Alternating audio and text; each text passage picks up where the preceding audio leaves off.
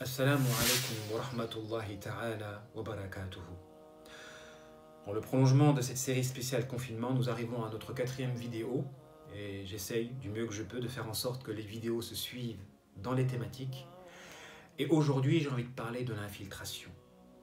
Alors comme je l'ai dit dans la précédente vidéo, lorsque l'on noue un partenariat avec un hypocrite, eh bien, il va avoir une privation de baraka à l'endroit de l'objet qui a fait cette union, ce partenariat.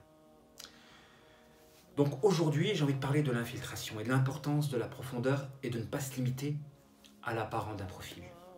Pourquoi? Parce que la meilleure manière de vaincre un adversaire, c'est justement de le connaître, de l'intérieur, de l'infiltrer. Parce que par l'infiltration, on peut justement connaître ses points faibles, ses failles, et on pourra consécutivement axer sur ces failles pour le déstabiliser, moyennant une attaque extérieure. Même dans le sport, on procède de la même manière. Pour pouvoir vaincre un adversaire, on a besoin de le connaître de l'intérieur.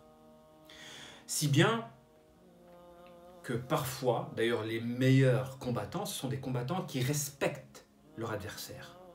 Car pour pouvoir tenir tête à un adversaire noble, on est obligé de le connaître, et par la connaissance de ce dernier, on ne peut que succomber à l'admiration que l'on peut avoir vis-à-vis d'un grand adversaire. Ceci dit, l'important ici est que l'infiltration est une voie par laquelle nous pouvons vaincre un adversaire. Mais dans cette infiltration-là, il y a quelque chose de négatif.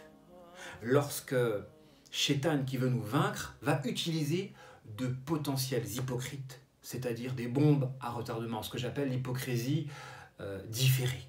Qu'est-ce qu'une hypocrisie différée? C'est l'action justement de tenter une infiltration qui va porter ses fruits lors d'une épreuve. Donc vous avez des gens qui sont bien quand tout va bien, mais qui peuvent changer au moment du conflit. D'ailleurs, c'est l'une des voies par lesquelles on peut reconnaître un hypocrite. C'est quelqu'un qui ne respecte plus aucune règle de l'éthique et de la morale au moment du conflit. Tous les moyens seront bons pour détruire un adversaire. En réalité, une personne qui est croyante, qui est pieuse, ses valeurs, elle les garde tout le temps. L'hypocrite est une personne dont les valeurs dépendent des situations, sont relatives. Quand tout va bien, on est croyant, et quand ça va mal, on n'est plus croyant, et on se transforme en diable, et on s'associe carrément avec le diable, pour pouvoir terrasser une personne qui nous a fait mal dans notre amour-propre. Aussi, il est important de rendre sacré cet espace qu'est l'intimité. Parce que vous pouvez avoir des gens qui vont tenter de pénétrer l'espace de cette intimité pour ensuite utiliser les informations relatives à cet espace-là contre vous. D'où le fait que l'on ne doit pas donner notre amitié à tout le monde. On ne doit pas donner notre amitié à des gens qui sont susceptibles de se transformer en ennemis au moindre conflit. On ne doit pas donner notre amitié à des gens qui sont susceptibles de nous lâcher au moment de l'épreuve.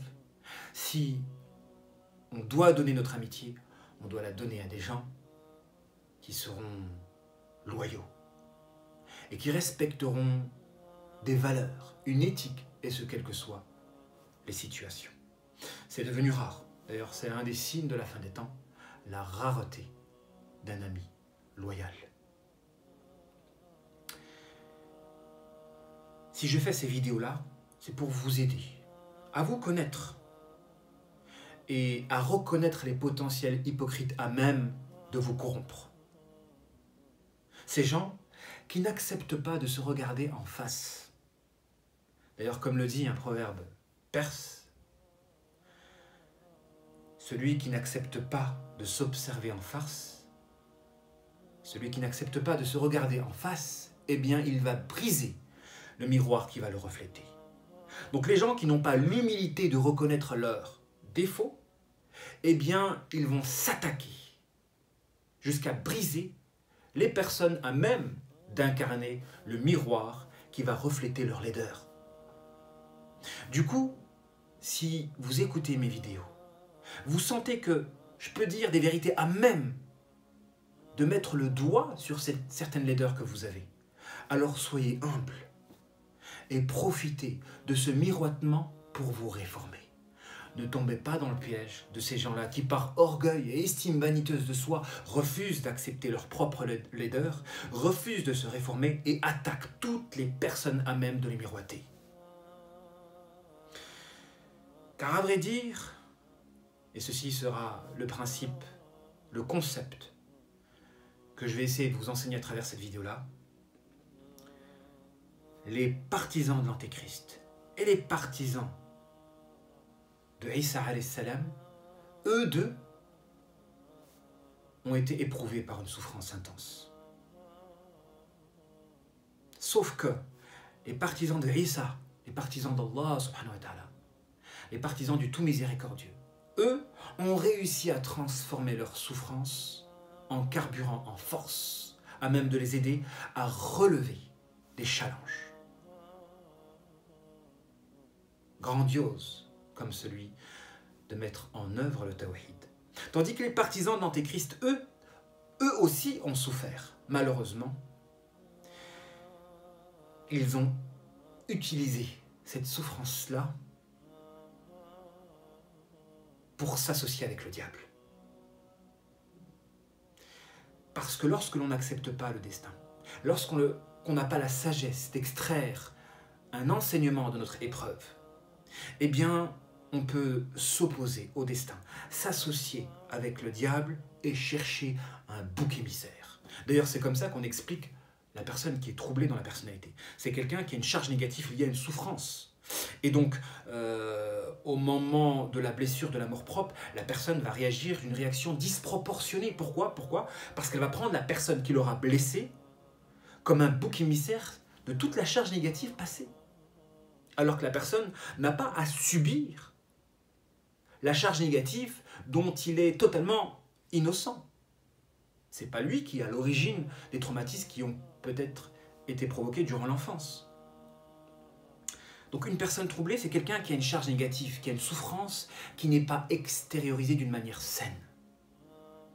Parce qu'on peut avoir une souffrance et on peut l'extérioriser d'une manière saine, par la patience, par la tristesse, la mélancolie, par la force, par la dévotion, par le courage, par l'art, par le sport. On peut transformer une souffrance en énergie, en empruntant la voie noble. Mais vous avez ces gens-là qui empruntent la voie ignoble, la voie de Satan, ces partisans de l'Antéchrist, qui souffrent, mais aspirent à travers cette souffrance-là à faire ce que j'appelle une sorcellerie comportementale. Qu'est-ce que la sorcellerie comportementale ? C'est de chercher un bouc émissaire à leur souffrance et de se décharger sur elle pour se sentir bien. Donc ces gens-là vont chercher en quelque sorte des cobayes pour faire des sacrifices. C'est comme ça qu'on explique justement les psychopathes qui ont besoin de faire du mal aux autres pour se sentir bien. D'ailleurs, à mon sens, la personne qui fait du mauvais œil ressemble au psychopathe dans la mesure où il existe un meurtre spirituel. Un meurtre spirituel. On peut tuer quelqu'un physiquement, mais on peut aussi le tuer spirituellement par l'entremise du mauvais œil. Et le mauvais œil est l'une des causes de la mortalité de notre communauté. Wassalamu alaikum wa rahmatullahi ta'ala wa barakatuhu.